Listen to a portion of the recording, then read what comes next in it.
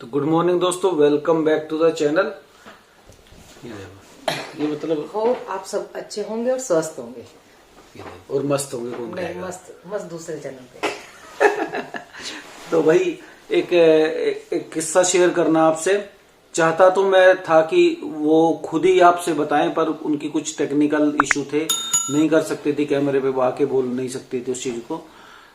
इसलिए मैंने सोचा कि फिर पता है लिंगर ऑन हो जाता है। वो कह रही कि जब रिजाइन दे दूंगी ना उसके बाद आके बोलूंगी। तो कल भाई हमारे YouTube फैमिली के मेंबर थे, ग्वालियर से मिलने आए। नाम वैसे मैं भूल भी जाता हूँ और बताता भी नहीं।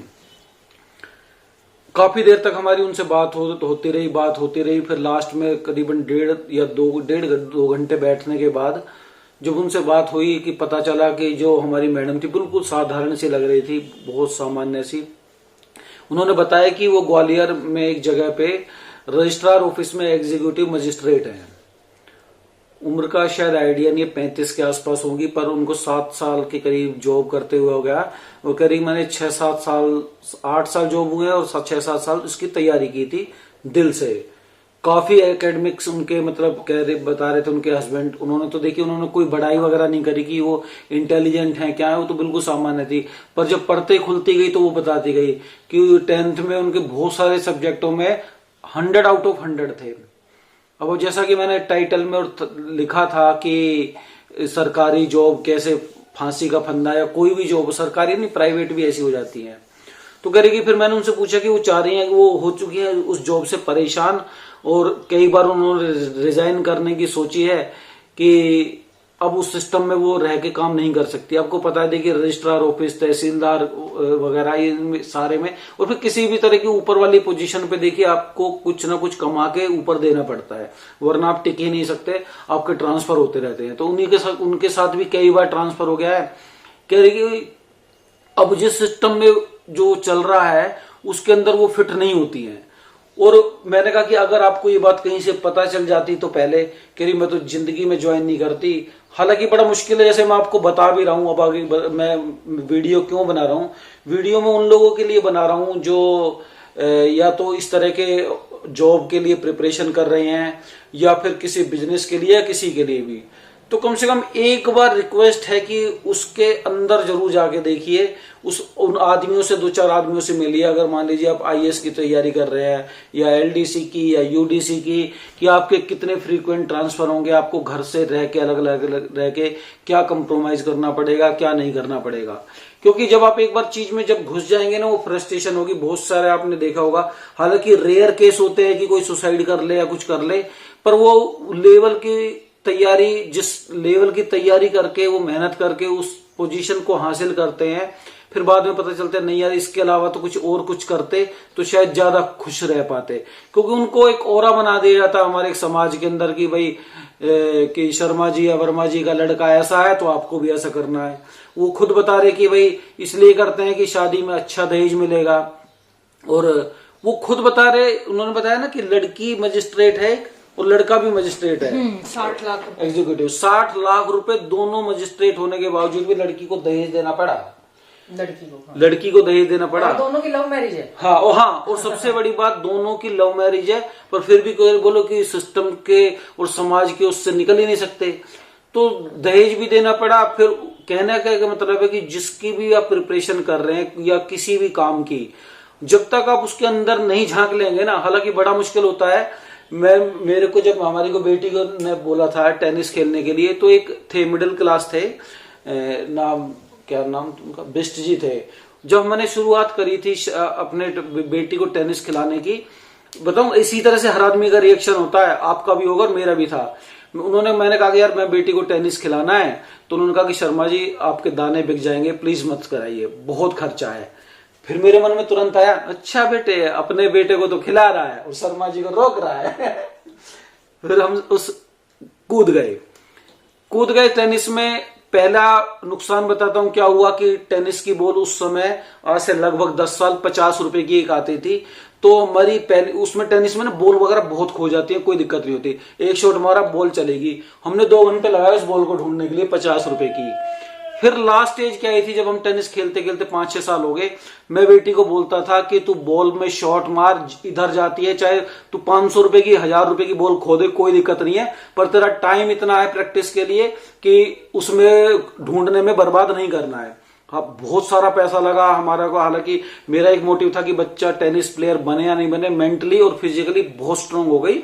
और आज ही वो मेंटल और फिटनेस स्ट्रांग होने का मेरी बेटी का है कि वो आज 4 साल से कनाडा में विदाउट पेरेंट्स सरवाइव कर रही है, वरना शर्मा जी छोड़ छाड़ के भगाते हैं अब तक तो, और वो इतनी हिम्मत वाली बन गई है सिर्फ उस खेल की वजह से।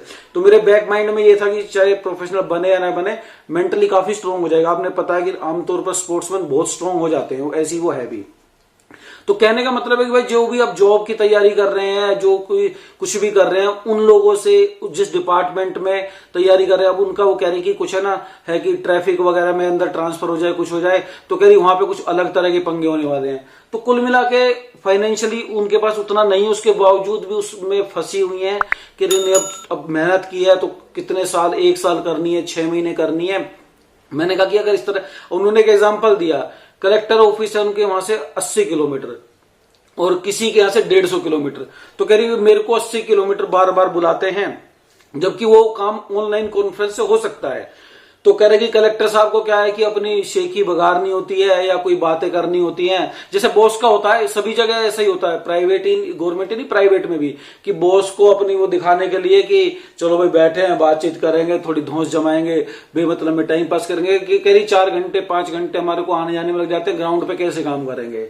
अभी गवर्नमेंट डिपार्टमेंट में ये हो रहा है कि मैनुअल और डिजिटल दोनों साथ साथ चल रहे हैं, डिजिटल भी करना और मैनुअल भी करना है, तो वर्क प्रेशर है।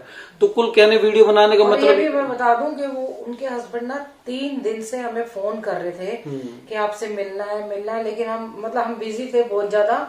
और जैसे यहाँ आए ना तो बिल्कुल नॉर्मल, हमसे भी मतलब ऐसे लग रहे थे कि सीधे साधे गांव से कहीं आए हैं। हाँ, गांव से ऐसा लुक ही नहीं लग रहा था कि वो मजिस्ट्रेट, डिप्टी एग्जीक्यूटिव मजिस्ट्रेट के लेवल के हैं। इन्होंने मेरे को बताया तो मैं तो शॉक रह गई उनको देख के, लेडी को, कि मतलब इतना सॉफ्ट स्पोकन और बिल्कुल सीधी सादी एकदम से लेडी थी। एक तो होता ना कि सॉफ्ट में भी आप सीधे, पर उनका कपड़े, इसका व्यवहार का, और सोचिए कि हमारे जैसे एक सामान्य से यूट्यूबर को वो 3 दिन से ट्राई कर रहे हैं कि फॉलो करके बातचीत कर ले। हमारे घर भी आए थे, हम उस टाइम मिले नहीं, वो कह रहे थे आपका घर तो हमने देख लिया, फिर कहते आप गंगा जी मिल लो, फिर मैंने कहा नहीं, इतने चक्कर लगाए, तो मैंने बोला और हमने किसी उनके हमें पता ही नहीं था कि उनका डेजिग्नेशन क्या है। डेजिग्नेशन देख के तो वैसे भी नहीं बुलाते, मुझे पता ही नहीं होता कि कोई, लेकिन उन्होंने जब बोला ना कि मैं आज आप मिलेंगे, मैंने कहा आप घर आ जाइए प्लीज।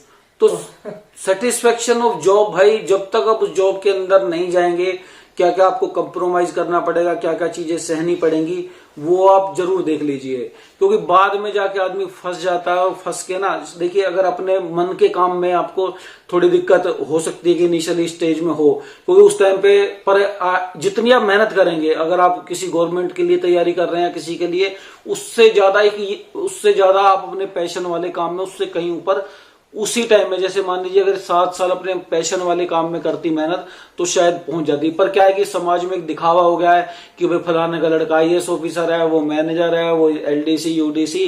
तो सबसे बड़ा मिथ है कि सरकारी नौकरियां ही देश का उद्धार कर सकती हैं, आपके जीवन को बढ़ा सकती हैं।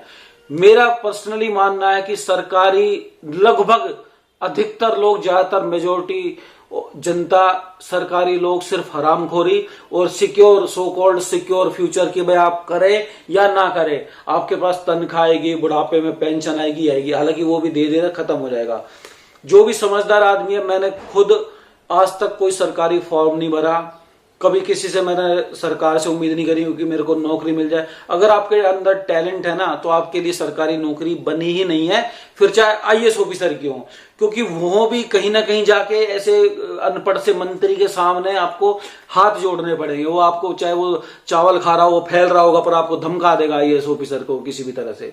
तो वो समाज सेवा का लायक है। अगर मेरे अंदर कॉमन सेंस है, ठीक है, आपके पास एक अलग लेवल की एडमिनिस्ट्रेशन पावर आ जाती है, पर उससे ज्यादा अगर मेरे अंदर जज्बा होता कि मेरे को समाज सेवा करनी है, तो मैं गारंटी से कह रहा हूं मेरे को आईएएस ऑफिसर बनने की जरूरत नहीं, मैं वैसे कर सकता था, हालांकि मैं नहीं कर रहा हूं उस तरह का।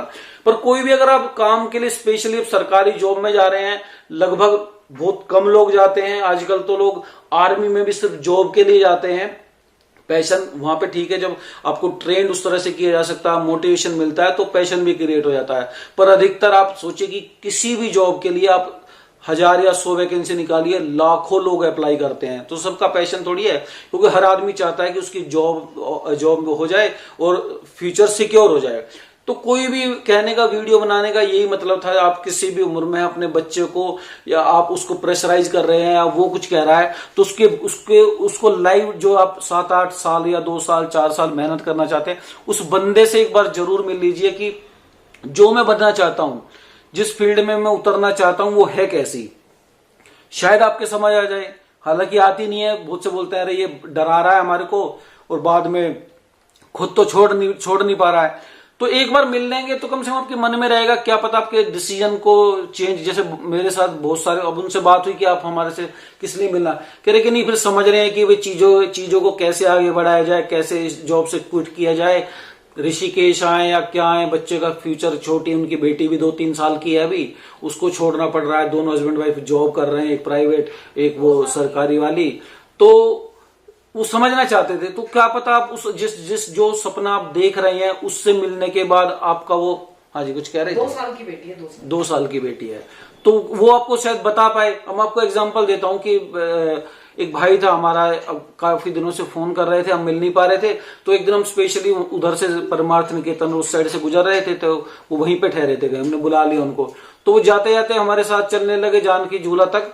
उनको 5-7 आदमी शर्मा जी को मिल गए, अरे शर्मा जी आप यहाँ रहते हैं, अरे शर्मा जी करके उनको लगा के, अरे शर्मा जी को तो उसने, और वो देखिए बंदा इतना सीधा था, उन्हें सीधा बोला, अरे शर्मा जी आपको तो बहुत सारे लोग जानते हैं, आप तो वीडियो बनाते हैं, यहीं पे ही वीडियो बना के आप इतने फेमस हो गए, मैं भी कल से ना यूट्यूब चैनल शुरू करूंगा मेरे मुंह पे बोला।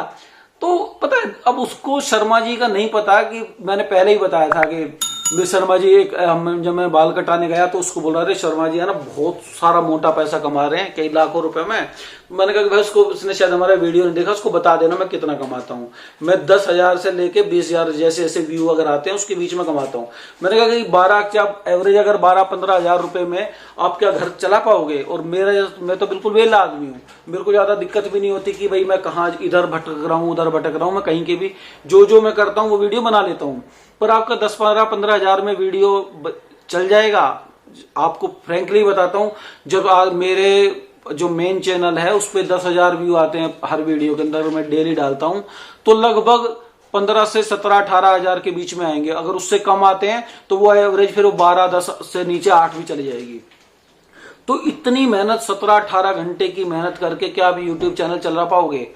मेरे ख्याल से नहीं चला पाओगे। पर क्योंकि आपने एक भ्रम बना लिया कि भाई फलाना यूट्यूबर या फलाना शोरूम वाला या नौकरी वाला इतना मोटा पैसा कमा रहा है तो सिर्फ या फेमस हो गया, या कोई समाज सेवी है कि भाई उसको आप देखते हैं कि माला पहनाई जा रही है, कुछ हो रहा है तो मैं भी ऐसे करता हूं। अब उसका जीवन बैकग्राउंड में जाके चेक नहीं करते हो कि उसके पीछे बैक रोल में क्या हो रहा है। मैं आपको फ्रैंकली बताता हूँ, मेरी बेटी ने बोला कि उसको भी, जैसे देखिए मेरे को भी नहीं पता था हमें बनना क्या है जीवन में।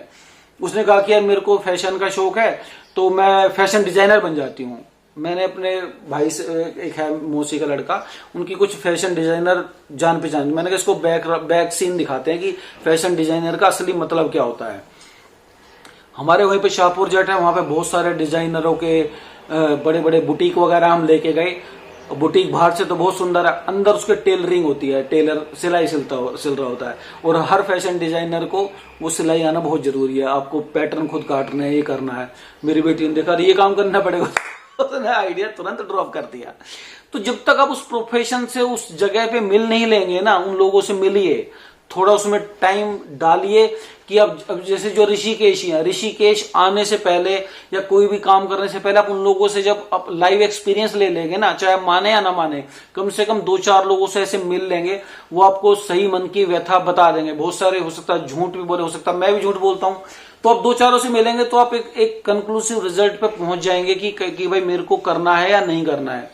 जैसे मेरे जीवन में भी बहुत सारी चीजें हुई, अगर पहले पता चलती तो मैं शायद नहीं घुसता। हालांकि हमारा तो कोई प्रोफेशन था ही नहीं, वो स्टोरी कभी फिर बताऊंगा। तो इस वीडियो को बनाने का मकसद यही था भाई कि अब जो भी जॉब कर रहे हैं, जो भी कर रहे हैं, आप पैशन से करेंगे ना तो बहुत बढ़िया है, वरना आपको दिक्कत आएगी और फिर जिंदगी का वो हो जाएगा तो ज्यादा ही हो जाएगा, वीडियो लंबा हो जाएगा। वीडियो को मेरे ख्याल से यहीं खत्म कर देना चाहिए। हेलो श्रीमती जी, एंड कर दो आज तो इस वीडियो, इस वाले चैनल पे भी।